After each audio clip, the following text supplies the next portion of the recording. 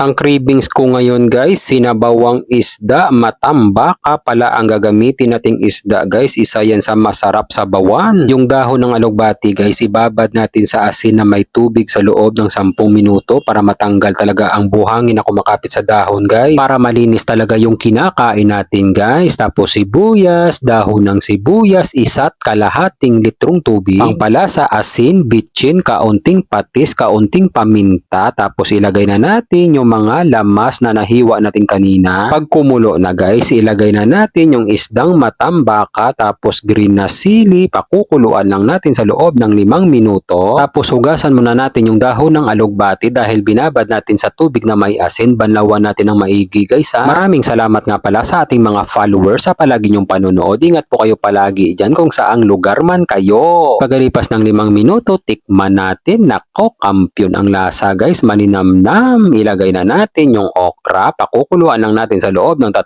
minuto. Maraming salamat nga pala sa ating mga kababayang OFW sa palagi nyong panonood. Ingat po kayo palagi dyan kung saang bansa man kayo at isasama ko kayo palagi sa mga panalangin ko. Tapos ilagay na natin yung dahon ng alugbati, dahon ng sibuyas. Pakukuluan lang natin ng mga ilang minuto. Luto na to guys. Nako, kampiyon! Mapapahigop ka talaga ng sabaw, promise guys. Napakasarap ng sabaw nito guys. Mapaparami ka talaga ng kanin. Simpleng pagkaluto lang guys pero mapapawaw ka sa sarap. God, maraming salamat po sa biyaya na binibigay mo sa araw-araw. I-bless nyo po yung food na magiging silbing lakas sa katawan namin. Amen. Kain tayo guys. Kain Pinas. Sabaw tayo agad guys.